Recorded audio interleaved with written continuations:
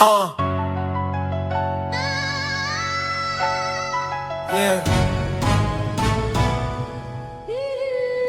Rap. No. Broadcasting live from Chester, pull up your seat at the table. Steam from the cup, while the chrome mic stable. Kitchen light glow with the truth we enable. Welcome to the conversation. Notes from the table. Neighbors and the elders. Future and the faithful. Field notes written in the Morgan State grateful. Stories from the city where the heart stays able. Turn the volume up. Notes from the table. Notes from the table. Pull up a chair if you able. Voices from the block, we make the real relatable. Chester on the air, heart be steady and faithful. Broadcasting live, notes from the table. Broadcasting live from Chester. If you're the person, you know the one. The one everybody calls when something breaks, when something needs capturing, streaming, designing. Yeah. Recorded, maybe. Or just put out there with some dignity. Exactly. If that's you, then you already know the cost that comes with that kind of respect. You're basically the emergency line for your whole network. And that constant activation, it just burns right through your piece, doesn't it? It really does. And that heavy truth, that's really where we're starting this deep dive today. We're pulling insights straight from a manual, Compound Thinking, by Sam Shavers. He's a Black technologist, a communications architect, working out of Chester, Pennsylvania. Right, and the book is essentially his field guide. It's about how he navigated years, literally years, operating right at the edge of collapse. So our mission today, it's pretty sharp. We want to unpack how he went from basically running comms for his entire city. Yeah, think about that load. Church broadcasts, local political campaigns, youth training, tech support for elders. Sometimes all in the same, 18-hour day, probably. You know it, how he went from that to using early AI. And this is key. Not to hustle more, not to just pile on more work. No, not at all. It was about protecting his people, preserving their stories, their history, and honestly, getting his own time back. Protecting his own capacity, really. Exactly. And what's really grounding about this, I think, is the setting he describes. This whole shift wasn't dreamed up in some fancy glass office building. No, he roots it firmly at what he calls the Chester table. Yeah, picture that. You know the table. Yeah. That beat-up wooden kitchen table. Probably got coffee rings, maybe some burn marks. Definitely scarred from real life, covered in tangled cables, those styrofoam cups, because you've been there since yesterday. Handwritten run sheets scattered around, maybe a stack of funeral programs waiting for approval. It wasn't a slick command center, but it was the center of everything. And Shavers makes this really critical point. He wasn't running tech at that table. He was running care. Running care. That intimacy, that connection, it's key. It led to this profound realization that really changed everything for him, which was he had to stop seeing himself as just the guy who does content, the go-to fixer. Right. He had to start seeing himself as infrastructure. Because think about it. If you don't build that infrastructure, when the person breaks, and people do break under that load, then the whole voice of the community, it breaks too. It just goes silent. Okay, so let's really get into that breaking point. Because the exhaustion he describes, it's palpable. For years, he was just stuck, constant task mode, running on fumes, basically. Sheer will. He talks about these daily fire drills, right? Make this funeral program by morning. Clean up this candidate's caption. Fix this audio right now. Stuff that sounds like respect on paper, oh, they trust you. But in real life, it was just crushing pressure, unsustainable. He wasn't sleeping right, wasn't eating right. That emergency line was always ringing. Yeah. And that kind of pressure cooker. Yeah. It's gonna give eventually. It had to explode, really, before he could even think about building differently. And it did explode, didn't it? Yeah. The wall he hit wasn't just being tired, it was systemic failure. Two big things pushed him out of just doing tasks and into thinking about the whole system. What were they? First, the really heartbreaking loss of a key teammate, Teresa Coble. That would do it. Right. It instantly showed him how fragile everything was. The community's whole communication setup relied on just one or two people. One person goes down. Everything wobbles. Or collapses. Exactly. And then came the personal crisis. He got hit hard by COVID. Oh, wow. So he went from being the guy who never stopped moving to being completely stuck. Physically couldn't just do it with his hands anymore. It forced him to just sit. And sometimes being forced to sit is the only way you get perspective. That's it. And while he was sitting, that's when he started exploring early AI models. Before all the hype we see now. Interesting timing. So he started feeding the machine. Yeah, he started feeding it the problems that were absolutely crushing him, the repetitive stuff, the high-stakes tasks that took so much time and energy. And he realized, wait a minute, if I train this right, It could actually take some of that weight off his body, off his mind. It gave him the one thing he hadn't had in years: headspace. Time back to think systemically. which leads us right into this core idea of the book, the mercy principle. Yes. And he illustrates this so powerfully with the memorial media work he was doing. That's heavy work. Helping grieving families, often late at night, right?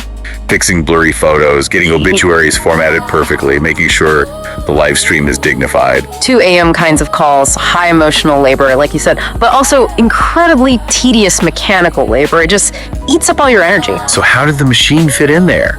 Did families push back? Like, shouldn't this be purely human? That's the absolute critical question he addresses, and the answer is no, because he wasn't replacing the comfort. He wasn't replacing the human connection, the He counsel. was replacing the mechanics. Exactly. The AI handled the rote tasks, adjusting photo resolution, making sure text fits the template perfectly, creating the lower thirds graphics, the technical bits that have to be right for the final thing to feel dignified. But doing those bits manually just drains the person who needs to be present for the family. Precisely. And this is the line, the definitive line from the book we need to hold on to. Shaver says, talking about AI handling those mechanical parts of grief work. That's not automation, that's mercy. That hits hard. Mercy. Yeah, explain that connection. Mercy. How? Because it preserves the human energy.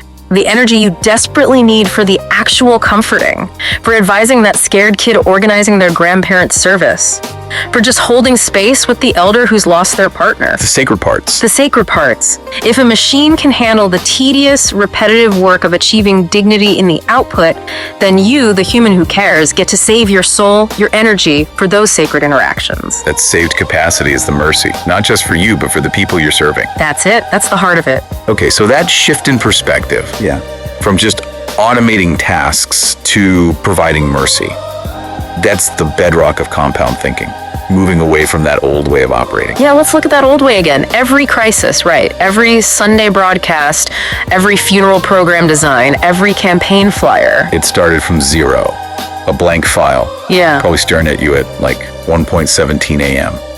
Terrifying. Totally terrifying. A complete energy reset every single time, just reinventing the wheel over and over again. So compound thinking is the antidote to that. It's the exact opposite. It's about letting your work stack build on itself instead of hitting reset every time. Meaning the work you do for one project helps you start the next one faster. Exactly. The setup you create for this Sunday's broadcast, it automatically generates a reusable template that's maybe 80% complete for the next 5 Sundays. That's compounding. The book gives some concrete examples, right, of turning that routine pain into actual systems. Oh yeah. Let's start with the big one, the church broadcast. That's in chapter 4. This wasn't just about making the live stream look good week to week. It was about sustainability. It was about making sure the message survived even if he wasn't there. Survival. So how did AI help with that? Well, generating first pass captioning right after the service, getting sermon summaries drafted quickly, that saved hours, but maybe more importantly, The templates. reusable lower thirds templates, those graphic name bars you see on screen. By building those templates, standardizing them, You made it easier for others to run it. exactly, he was training local teenagers. Suddenly, they could run the service graphics flawlessly without him having to custom build every single graphic every single week. That's huge. Turning a favor into a teachable process. A repeatable, teachable process, and you see the same compounding logic in his work with different generations at the Chester Cultural Arts and Technology Center, CAAA. Chapter 6 and 7 cover this. Let's talk about the youth first. For kids learning media, that initial success, feeling like they can do it, is so important for building their voice. Crucial. So Shavers used AI to get them instant transcripts and basic story outlines from their interview footage. Why was that so powerful? Because think about it. Instead of spending days, literally days, doing transcription, which is soul-crushing, let's be real. Oh, the worst part of production. Right. The kids immediately saw their words, their story on the page. They could jump straight into the creative part. Editing, shaping the narrative. He says it let them win fast. Exactly. It built their competence, their confidence. The heavy mechanical lifting was handled so they could focus on the human art of telling their story. And what about the elders? How did this apply there? Similar principle, he makes the point, Seniors aren't behind on tech. They just often weren't invited to the digital table with dignity and respect. So the AI helped bridge that gap. Yeah, by generating really simple one-click explainers. Plain language instructions for stuff like making a video call, understanding digital safety, even going live on their phone to share something. Cutting through all the jargon. Instantly, making complex things feel accessible and trustworthy, not intimidating. And then there's the political campaign work, Chapter 8, working with Councilman Fred Green. Yeah, campaign messaging is all about consistency, transparency, and just being present frequently. Which is hard for small teams. Extremely hard. So AI helped automate chunks of that repetitive output. Drafting social media posts, email subject lines, first passes at talking points, all ensuring the tone and message stayed consistent. And that consistency, that builds trust way faster than scrambling to fix mistakes made late at night. Absolutely. By offloading that mechanical drafting work, the candidate, the team, they were freed up To do the human stuff. to focus entirely on talking to people, on policy, the sacred part of that job. It shows how having the right system actually moves the real world outcomes. Okay, but here's something we need to pause on. You hear systems, automation, handling more. The word that jumps out is scaling. Right, and that's where Shavers really pushes back. He fundamentally challenges that term. But wait, isn't it just semantics? If you build a system that lets you handle more work, aren't you, by definition, scaling? Doing more with less. He argues it's much deeper than semantics. It's really a difference in philosophy, especially for Black technologists and community leaders doing this kind of work. Oh, so. Scaling often implies chasing growth, market share. Sometimes it even implies burning yourself out to achieve more volume. It's about getting bigger. Okay. So what's the alternative he offers? He calls his system capacity. Capacity. And that distinction is vital. Capacity isn't about infinite growth. Capacity is about survival. That's exactly it. Capacity means, quite simply, I don't die doing this work. Wow. The main goal of compound thinking, the way he frames it, isn't how do I do more work? It's how do I build the infrastructure? So the community doesn't lose its message, its memory, its voice. If the single point of failure, which is usually me, burns out, or moves away, or gets sick again, That completely reframes the purpose. It shifts it from individual hustle, that grind culture. to collective resilience. He's not trying to build a bigger company for himself. He's building a social safety net for communication within his community. And this capacity building, it's not just digital systems, right? You're talking about physical infrastructure too. Absolutely. Moving the work from that solitary kitchen table into something tangible.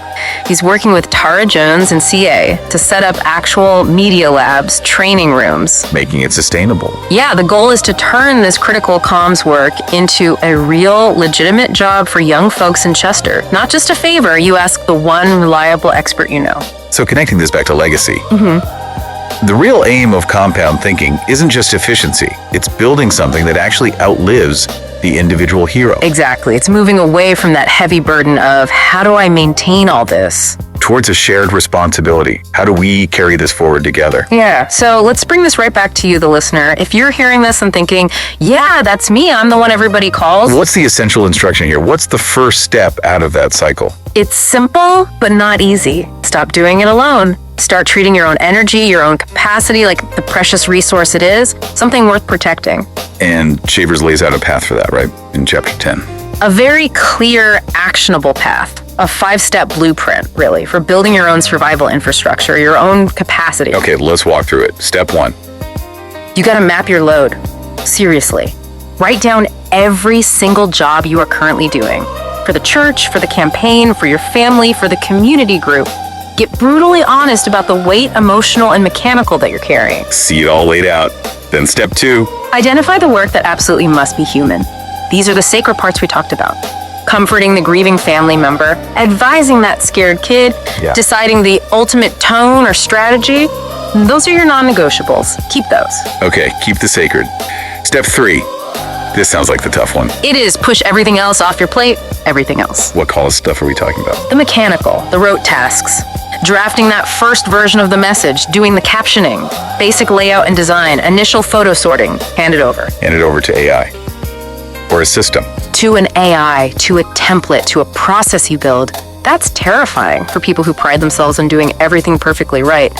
What if the AI gets the captions wrong? Yeah, the control freak in me is screaming right now. I get it, but here's the key. Even if the AI only gets it 80% right, that 80% represents capacity you just got back, energy you can now use to refine the sacred 20%, or just to rest. Okay. That makes sense. Freeing up energy, step 4. Turn repeat pain into a repeat system. Every single time you find yourself thinking, ugh, I cannot believe I'm doing this layout again. That's a signal. That's a pipeline waiting to be built. Automate the template, stack the work, make it repeatable. And the final step, step 5. This feels crucial for breaking the cycle. It's the most crucial. Teach somebody else how to run the pipeline. Stop being the single point of failure. Exactly. Your real expertise isn't in clicking the button on the template every week.